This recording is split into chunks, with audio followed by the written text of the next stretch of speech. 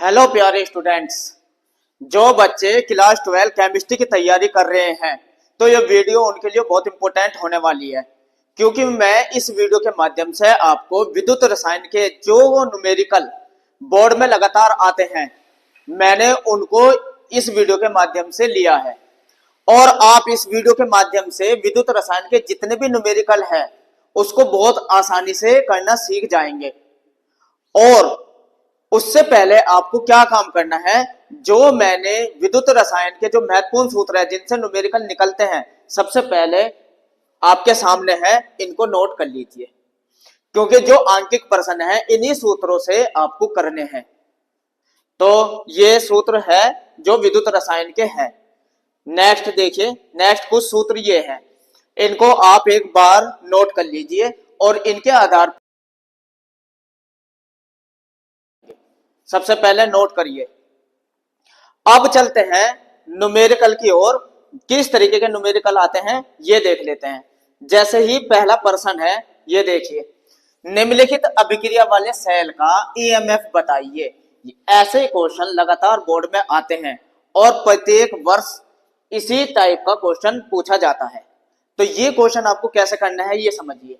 इसमें आपको एक समीकरण दी रहेगी, जैसे ये समीकरण दी, कोई भी समीकरण दी रहेगी तो सबसे पहले आप समीकरण को गौर से देखिए, फिर ये इनके मानक अपचयन विभव आपको दिए रहेंगे, इनको देखिए।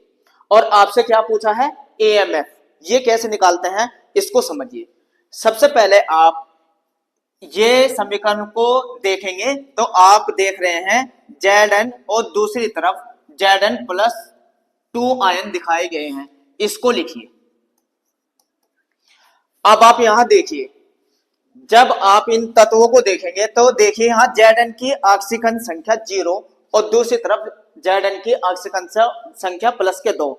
अगर ऐसी कंडीशन आती है तो ये कंडीशन कहलाती है ऑक्सीकरण। तो ये हुआ ऑक्सीकरण, इसमें क्या हुआ, ऑक्सीकरण। तो ऑक्सीकरण समझिए कैसे होता है। जब भी आपको ऑक्सीकरण संख्या में बढ़ोतरी दिखाई दे तो समझ जाए ये ऑक्सीकरण है। और ऑक्सीकरण ये भी पता होना चाहिए, हमेशा ऑक्सीकरण एनोड पर होता है, एनोड पर ऑक्सीकरण की अभिक्रिया होती है। और ये बहुत ज्यादा इंपॉर्टेंट होता है कि आपको पता होना चाहिए एनोड पर ऑक्सीकरण अभिक्रिया किस तरीके से होती है अगर ऑक्सीकरण संख्या बढ़ती है। अब दूसरा तत्व आप देखिए, इसमें दूसरा तत्व दिया है, इसमें Ag और इधर 2Ag, इसको लिखिए। यहां है 2Ag प्लस और इधर दूसरी तरफ है 2Ag।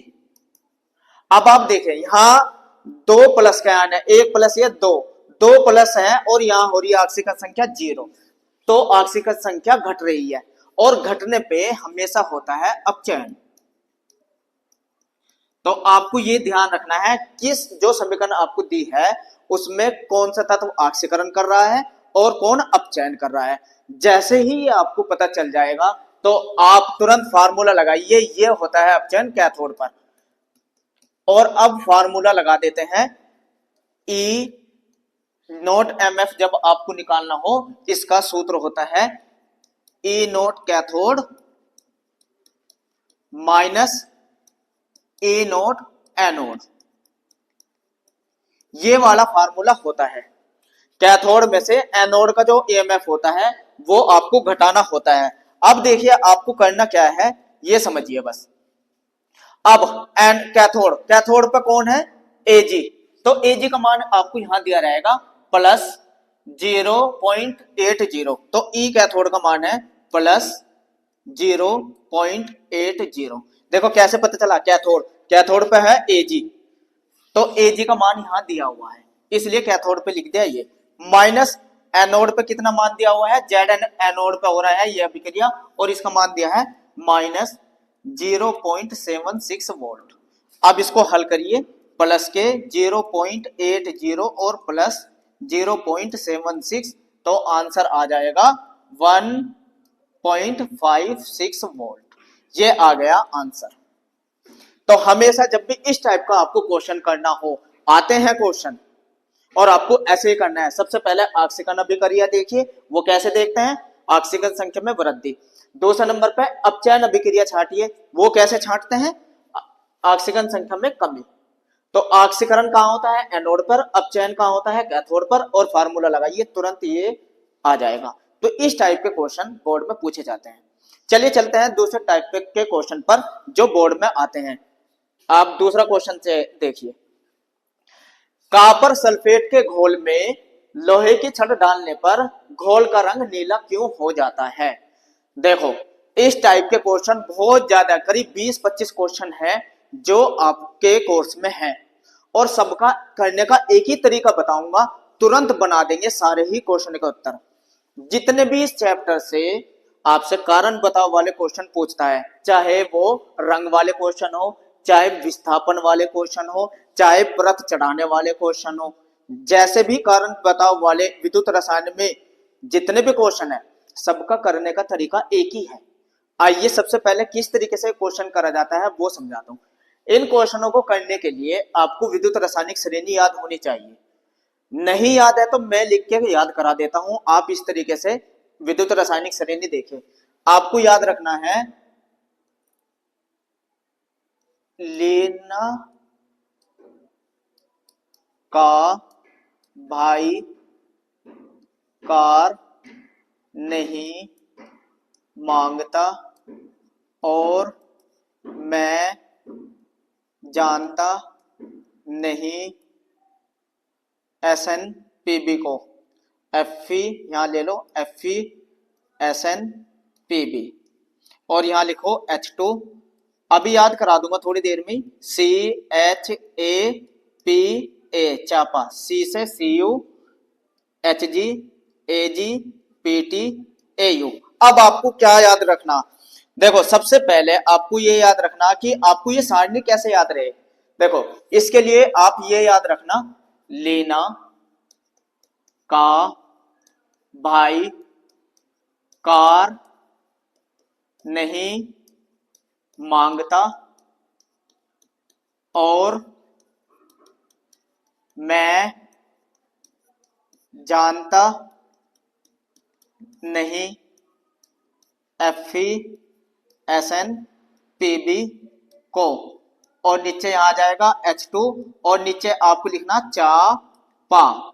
चापा का मतलब CHAPA। अब ये विद्युत रासायनिक श्रेणी जब आपके याद रहेगी, इस ट्रिक से आप याद रख सकते हैं, और इससे ही वे 20-22 क्वेश्चन आप एक ही तरीका बताऊंगा याद हो जाएंगे। बस थोड़ी सी मेहनत यहां है, इससे विद्युत रासायनिक श्रेणी भी आपके याद हो जाएगी। अब आपको काम क्या करना है ये समझिए। इसमें ये याद रखना है, जो ऊपर वाली धातु होती है वो सबसे ज्यादा मानक अपचयन विभव सबसे कम होता है उसका, और नीचे H2 को होता है 0 और ये होता है प्लस में। मानक अपचयन विभव बढ़ता जाता है, जो धातु जितने ऊपर होती है वो उतनी ही ज्यादा क्रियाशील होती है, बस ये याद रखना।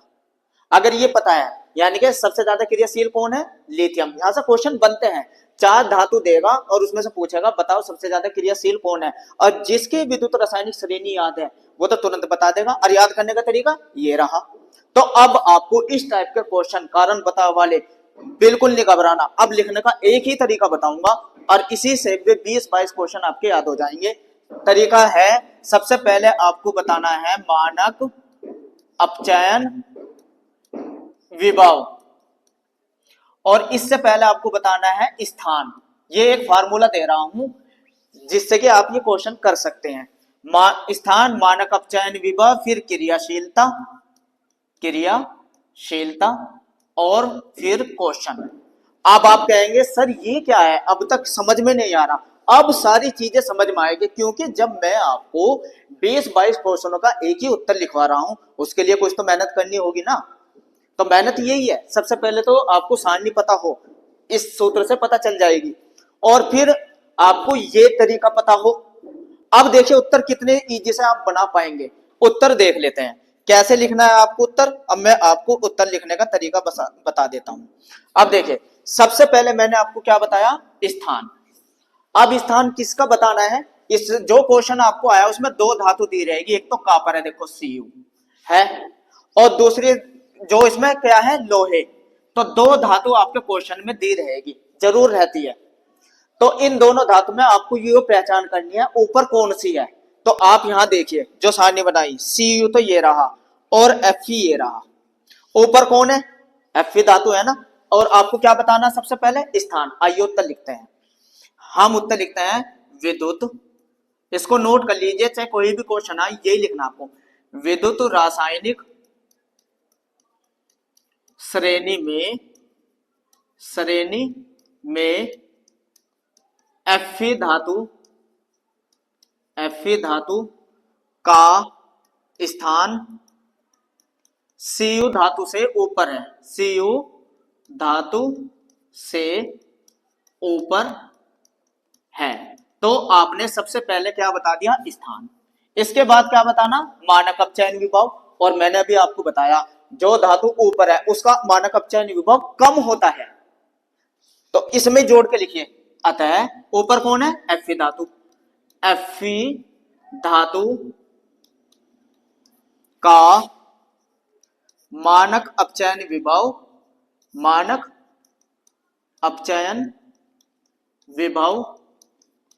Cu धातु से कम है। Cu धातु से कम है, ये भी आ गया।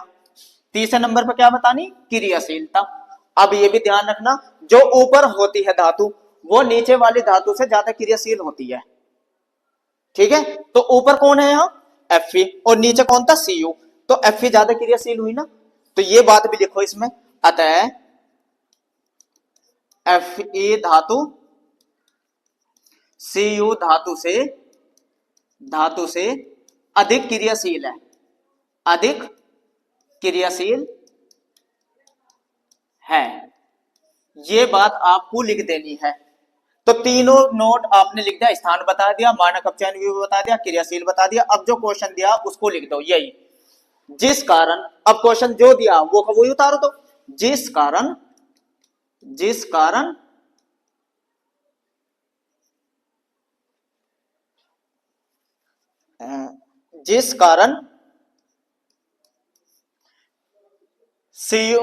कॉपर सल्फेट CuSO4 में के घोल में Fe लोहे की छड़ डालने पर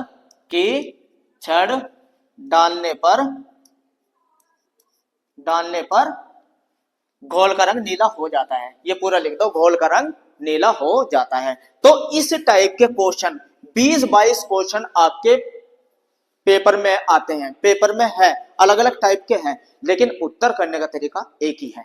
इस क्वेश्चन में मैंने इसीलिए टाइम लिया ताकि आप आराम से इस क्वेश्चन को समझ जाए और 20-22 क्वेश्चन आपके तैयार हो जाए। तो जितने भी कारण बताओ वाले, ऐसे भी आ सके था कि विस्थापित कर देता है। क्वेश्चन ये भी आ सके था कि CuSO4 के विलयन में Fe डालने पर Cu को विस्थापित कर देता है, कारण बताओ। तो कारण बताओ वाले सारे क्वेश्चन ऐसे ही होने हैं। बस आपको ये याद रखना है विद्युत रासायनिक श्रेणी, और ये इस तरीके से आपको आंसर लिख देना है। अगर चाहे तो समीकरण भी दे सकते हैं। समीकरण क्या लिख दे सकते हैं? CuSO4 और प्लस इसमें क्या डाल दिया? Fe धातु की छड़। तो यहाँ Fe धातु आ जाएगा, SO4 और Cu अलग हो जाएगा।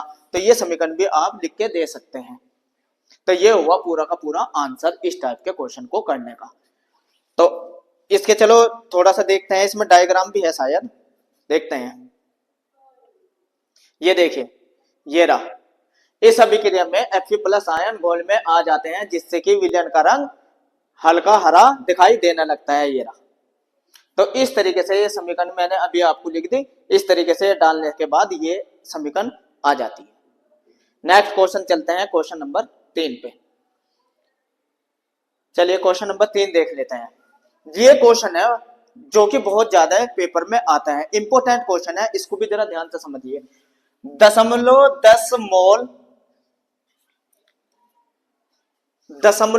मोल लीटर -1 सांद्रता के एक विलयन पर, देखो मोल लीटर 1 यानी कि ये दिया है सांद्रता, C बराबर आपको दिया है 0.10 मोल। सबसे पहले लिखिए क्या दिया है, उसी के अकॉर्डिंग ये करिए। ये दिया है C, सांद्रता कहते हैं। एक विलयन से बने चालक का प्रतिरोध कहते हैं R को। R बराबर दिया है 6.5 × 10⁻³ ओम। ये हो गया प्रतिरोध। इसके बाद और क्या चीज दी, का व्यास, व्यास दिया, व्यास तो त्रिज्या निकाल लीजिए, आर बराबर क्या हो जाएगा, व्यास का आधा, व्यास का आधा 1/2 बराबर 0.5 बराबर क्या हो जाएगा 0.5, ये आ जाएगा सेंटीमीटर। ये हो गया त्रिज्या। इसके बाद क्या दी, लंबाई, लंबाई दी है L बराबर 50 सेंटीमीटर। तो सबसे पहले आप जब भी ये न्यूमेरिकल करें इस टाइप का, सबसे पहले ये लिख लो क्या दिया। अब आपसे क्या पूछी, चालकता।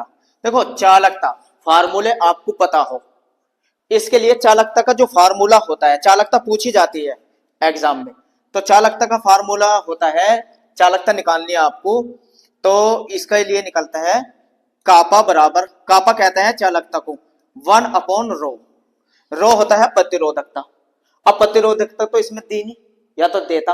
अब चलो प्रतिरोधकता निकालते हैं। प्रतिरोधकता का फार्मूला होता है रो बराबर आर गुना A/L, ये फार्मूला होता है। देखो आर भी है आपके पास, ए नहीं है, ए नहीं है तो ए को भी खोलिए, ए का मान रखिए, आर गुना ए का क्या होता है पाई आर स्क्वायर अपॉन एल, क्योंकि आर दिया है इसीलिए तो आर दिया है। अगर ये मान दे देता तो इसे यही रख देते। अब मान रखिए, देखिए आर का मान कितना दिया है 6.5 गुना 10⁻³ और गुना पाई का मान आपको पता 3.14 होता है, और गुना आर दिया 0.5 गुना 0.5 बटे एल, एल कितना आया 50। जब आप इसकी प्रतिरोधकता निकालेंगे तो आ जाएगी 1 चालकता, चालकता का मान प्रतिरोधकता आएगी, ये प्रतिरोधकता निकाली ना 102.05 आएगी, ये आ जाएगी इसकी प्रतिरोधकता। ठीक है ना, निकाल के देख लेना। और अब इसी के अंदर ये मान रख देना, इसके अंदर ये मान रख देना, यानी कि कापा बराबर यहां कर देते हैं के बराबर 1 क्योंकि ये मान आया है रो का, और यहां रख देंगे 102.05, तो मान निकल के आ जाएगा करीब 0.0097, ये आएगा। आप निकाल के देख लेना, भाग करेंगे तो ये आएगा। अब इसके बाद क्या निकालना, मौला चालकता। मौला चालकता का भी फार्मूला आपको पता हो, मौला चालकता भी निकाल के देख लेते हैं। देखो मौला चालकता कहते हैं लैम्डा एम, देखो लैम्डा एम बराबर ये होता है कापा गुना 1000, ये फार्मूला याद रख लेना बस, और बटे सी, इसी में मान रख देना। और इसका कापा का मान कितना आया 0.0097 और गुना 1000 बटे सी का मान कितना था, सी का दिया हुआ था 0.10, ये दशमलव हटाएंगे 1 2 3 4 0 और लग जाएगी, और 3 0 तो ये गई, और 2 अंकों बाद दशमलव, यानी कि ये आ जाएगा 2 अंकों बाद 0.97 ही आ जाएगा आंसर। तो इस तरीके से आपको अगर फार्मूला पते रहेंगे तो आप तुरंत ही क्वेश्चन को बना सकते हैं। तो ये होता है इनका, एक फार्मूला आपको ये लर्न रखना है, एक ये रखना है, और इस टाइप का क्वेश्चन आपको तुरंत निकाल देना है एग्जाम में। क्वेश्चन नंबर नेक्स्ट देखिए, और किस टाइप का, हाँ इस टाइप के भी क्वेश्चन पूछे जाते हैं। CuSO4 के विलयन को 2 एम्पियर की धारा से 20 मिनट तक वैद्युत अपघटित किया जाता है। देखो ये डायग्राम देखो, जो एम्पियर की धारा कितनी है 2 एम्पियर की धारा है, और विलयन कौन सा है CuSO4 का, इसके अंदर विलयन है। और ये जो एनोड होता है, ये जो ये कैथोड है, क्योंकि जिस जगह कोई भी धातु विक्षेपित होती है यानी कि निक्षेपित होती है, कॉपर का द्रव्यमान क्या होगा, जो इस पे धातु जमा हो रही है निक्षेपित हो रही है, ये काम होता है कैथोड पर। ये काम कैसा होता है कैथोड पर, और कैथोड पर हमेशा होती है अपचयन अभिक्रिया, अपचयन अभिक्रिया। अब देखो क्या हो रहा है, अपचयन अभिक्रिया लिखने, अपचयन अभिक्रिया Cu++ और कॉपर अपचयित हो रही विलयन में, यही कहा है इसके अकॉर्डिंग सवाल के। CuSO4 के विलयन में 2 एम्पियर की धारा, सबसे पहले 2 इलेक्ट्रॉन यहां से निकल के गए और कॉपर इस पे निक्षेपित हो गई। ये बात तो समझ में आ गई, क्योंकि निक्षेपित का मतलब होता है इलेक्ट्रॉन का निकल के जाना और कॉपर उस पे जमा हो जाना। अपचयन अभिक्रिया होती है। तो यहां से ये क्यों लिखा, ताकि मेरे पास n आ जाए, n की संख्या आ गई 2, इलेक्ट्रॉनों की संख्या कितनी आ गई 2, n बराबर इलेक्ट्रॉनों की संख्या। धारा I कितना दिया है, I भी दी है 2 एम्पियर की धारा, और कितने टाइम कितना है t बराबर दिया है 20 मिनट। देखो मिनट में दिया है ये, तो इसे सेकंड में बदल लो, मिनट को तो गुना 60 और कर लो, ऐसे 20 गुना 60, तो ये सेकंड में बदल लो। क्लियर। अब क्या निकालना, द्रव्यमान W निकालना है फैराडे के द्वितीय नियम के अकॉर्डिंग। कैसे निकलता है, देखो W बराबर क्वेश्चन जो फार्मूला होता है ये लिख लीजिए, और आपको लन भी रखना है। W बराबर EIT अपॉन N गुना 96,500, ये फार्मूला होता है जिसमें मान रख के आपको निकालना। अब है E कहते हैं तुल्यांकी भार को। कॉपर का जो परमाणु भार होता है वो देखो 29Cu63, ये भी आपको पता हो, परमाणु भार होता है कॉपर का 63 और परमाणु क्रमांक होता है 29, तो 63, और इलेक्ट्रॉनों की संख्या कितनी आई 2, तो E आ जाएगा 63/2, यही रख देंगे। अब ये मान इस फार्मूले में रख दीजिए। अब देखते हैं फार्मूले में रख लेते हैं और क्या उत्तर आता है ये देख लेते हैं। सारे मान आपके पास है, अब देखते हैं, चलिए देख लेते हैं। सबसे पहले E का मान आया आपके पास 63/2। क्लियर। I का मान कितना है, I है 2, और T का मान भी है T 60, 20 गुना 60, 20 गुना 60 बटे N का मान, N भी 2 है, और गुना 96,500। बस ये हल कर लीजिए आप, 2 से ये 2 कैंसिल, ऐसे हल करके उत्तर आ जाएगा 0.783 ग्राम। तो इस तरीके से आपको ये क्वेश्चन हल करना है फैराडे के द्वितीय नियम पे। अगर समीकरण दी रहेगी निक्षेपित यानी कि अपचयन अभिक्रिया, आपको इलेक्ट्रॉनों की संख्या निकाल लेनी और फिर तुल्यांकी भार निकाल लेना, क्योंकि फार्मूले में तुल्यांकी भार है।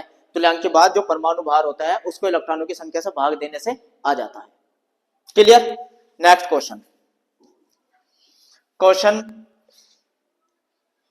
क्वेश्चन देखते हैं क्या है। 298 के बार 0.20 MkCl, देखो सांद्रता दी है इसमें, C बराबर कितना दिया है 0.20 मोल M, मोलरता, यह मोलरता दे दी। KCl विलयन की चालकता दी है, चालकता यानी कि K, चालकता दी है 0.248 S सीमेन सेंटीमीटर -1। इसकी क्या निकालनी है, मोलर चालकता। देखो जब भी मोलर चालकता आपको निकालनी हो, उसका मैंने कहा है कि आपको बस फार्मूला ही पता हो, इसलिए फार्मूला मैंने शुरू में ही लिखवा दिया था।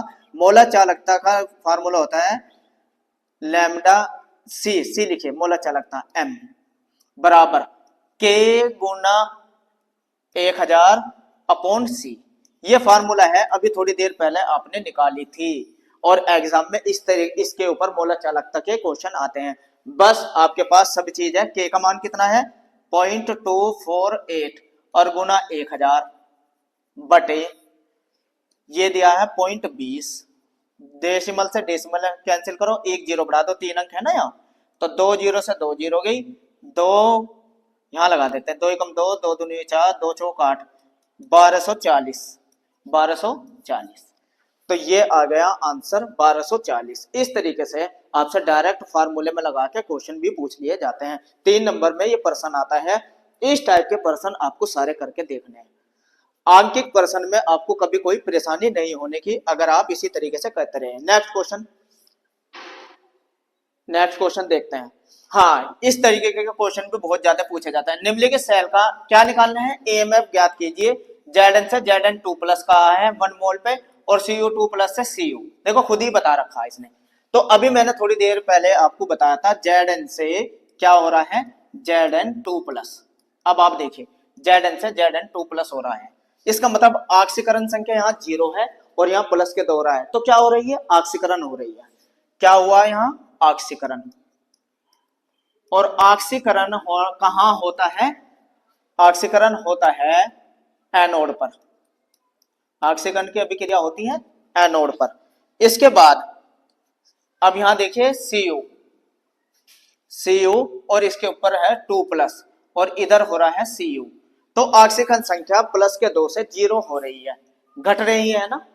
तो 2 इलेक्ट्रॉन का यहां भी अंतर आ रहा है, यहां 2 इलेक्ट्रॉन इधर। तो ये हुआ अपचयन अभिक्रिया। अगर ऑक्सीजन संख्या घटती है तो अपचयन होता है, और अपचयन कहां होता है? कैथोड पर। ये क्यों लिखते हैं कैथोड एनोड? ताकि आपको पता चल जाए, क्योंकि हम मान दे रहते हैं क्रम से कहा है Zn का ये रहा और Cu का ये रहा। तो अब फार्मूला ईएमएफ आपको निकालना है, ई नोट बराबर ए नोट कैथोड, इस फार्मूले से आप निकाल सकते हैं माइनस ए नोट एनोड, ये फार्मूला होता है। और मान अब आपको आपके पास क्वेश्चन में दिए रहेंगे। अब देखिए कैथोड पर कौन हो रहा है? Cu वाला। और Cu का मान कितना दिया है? प्लस 0.34, ये रहा Cu।